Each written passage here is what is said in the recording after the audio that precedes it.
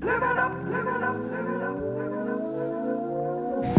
Salam alaikum everybody, welcome back to my channel and thank you so much for tuning in. Today I'm going to start the first of hopefully a long series of Ask Melanie, where you all can ask your questions and I will answer them right here on YouTube. So this basically came about on our blog. It was a blog standard called Ask HH, where you guys would send me questions typically that had to do with hijab and I would answer them on the blog. Now, since Snapchat has come about, I've been getting a ton of questions, especially when we do our Q&A sessions, that really are more deserving of like a 10-20 second Snapchat response. So I really wanted to get these questions up somewhere. And since I'm really trying to be more consistent with YouTube, I thought that I would put them up here and hopefully they'll be beneficial to you guys.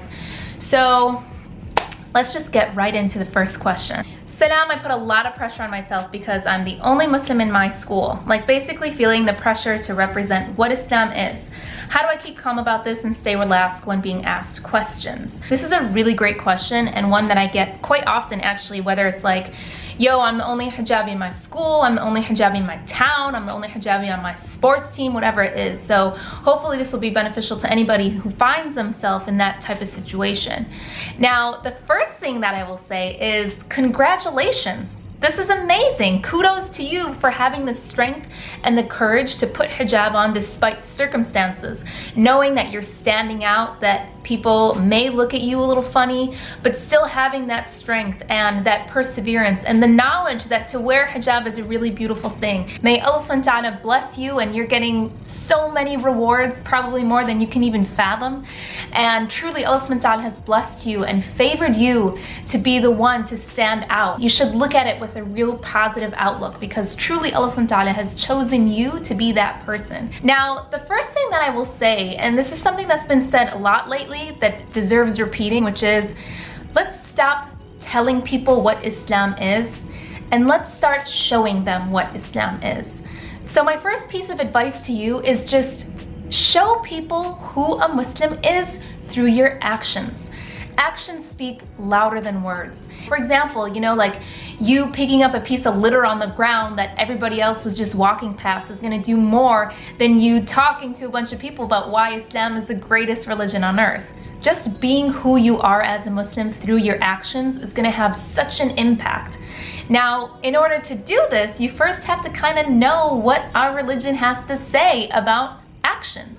How do we act? How do we treat certain people? How do we treat friends, teachers, authority figures? And that's where it becomes so important to learn the adab and akhlaq of a Muslim, the character, the manners of a Muslim and how they're supposed to act. Now, I'll try my best to find some really good sources that you guys can look through, whether it's books or online resources, to truly educate yourself about what is the best way to act in every situation that is pleasing to Allah subhanahu wa ta'ala and that represents our deen Islam. Another really great resource is learning the Seerah of the Prophet Muhammad sallallahu alaihi wasallam, the biography, the story of the Prophet. He is the best example that we have to look up to. And when you study his life, you see how he treated everyone, from the orphan to his family, to a stranger, to his most beloved companions. Once you learn and understand the way he lived his life, you can use his example to your benefit and use those examples in your own daily life to guide your own actions. And if all else fails, remember the golden rule: do unto others as you would have done to yourself. So that's the first piece, just showing people what Islam is silently through your actions, but first understanding what those actions need to be so that you can execute them. Now, the second piece is honing in on your individual gifts and talents. We all know Allah subhanahu wa ta'ala has created every single one of us with different gifts, different talents, different skill sets. So the onus is on you. The onus is on all of us to understand what are those gifts. What did Allah subhanahu wa ta'ala bless me with that he didn't necessarily bless everybody else with? Take those talents, take those skills, nurture them.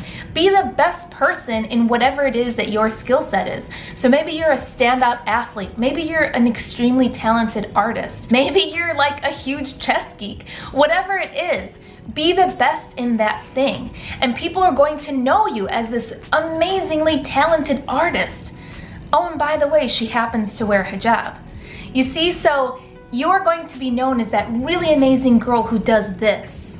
And the fact that you wear hijab is just going to bring all of that together. So first, dig deep in yourself to know what those skills are. Maybe you're just a really funny person. At the end of high school for like mock election awards or whatever, I got class clown, which for some might be like, oh, so she was just like messing around, and like, you know, my dad, to be honest, wasn't too happy about it. But honestly, like, that brought so much joy to other people because I was able to keep things light and just, you know, make a joke out of things.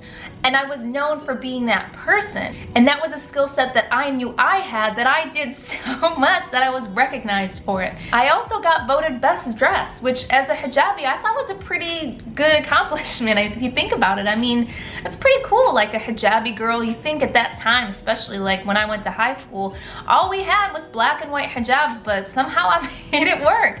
You know, like that was a passion of mine, was fashion at even such a young age. And I loved to put different looks together, so much so that I was recognized for being that girl who really knew how to dress, you know. And oh, by the way, she happens to wear hijab. She happens to be Muslim. And that was kind of my contribution to everybody around me, to recognize that Muslims can be anything they want to be, whether it's class clown, best dressed, an amazing artist, the best piano player they've ever seen, whatever it is. And every single one of you are gonna have something different. So do it, excel in it, treat it as ibadah, treat it as an act of worship, that you are a vehicle put on this earth by Allah subhanahu wa ta'ala to serve Him through those talents. And you're gonna do the best you can do, because the Prophet ﷺ said that Allah loves that when a person does something, he or she does it to perfection. So do that thing to perfection, excel in it, be the best in it wherever you are, and you're going to be recognized for it. And the fact that you're Muslim and you wear hijab is just the cherry on top. Now, the third piece is, of course, there are going to be times when, yes, you are going to kind of be like the representative of Islam. I mean, let's say you're in social studies class and it's like World Religions Month, and right now you're studying Islam. Well, obviously they're going to look to you and they're going to want to know what you have to say. And it'll be kind of weird if you're just like quiet the whole week and you're not saying anything, because obviously you're a Muslim. And these type of situations are the best opportunity in which you can speak out, because the context is right. Now, in your question, you said that you feel the pressure. How do you feel calm and how do you stay relaxed? You feel calm and stay relaxed when you're prepared. And the only way that you're going to be prepared is if you're educated. Again, the onus is on all of us to educate ourselves. What does Islam stand for? What does Islam say about XYZ? What do we believe in? What do we stand for? What is important in Islam? What's the essence of Islam? You're going to need to know and understand all of those things in order to speak about them, so that you can feel relaxed and you can feel calm. And there are certain universal values and principles that are relatable to everybody. Cornerstone values of Islam that you need to know inside and out so that you can speak on them with clarity. The fact that we give in charity to the poor, the fact that Islam stands for justice, that we are not with the oppressors, that we always stand with the oppressed, no matter who they are, no matter where they're from, no matter what their faith, that one of the root words of Islam is peace, and that we're put on this earth to enjoin peace amongst one another, that we are a peace-loving people, that we pray 5 times a day so that we can connect with our Creator, so we can flush out the world and center ourselves and be thankful and grateful and humble, that we fast a whole month so that we can have empathy for those who have less than us, for those who have nothing, for those who are hungry, that we're a vocal people. We cannot stand to sit back and watch others suffer. And you can bring up contemporary examples, like the campaign that was launched by our Hijabi of the Month, helping these black churches that were burned down in the South and all the money that was raised for them. So these are the values of Islam that you need to know inside and out. You need to be so comfortable with them. When that week came around in social studies class, to be honest,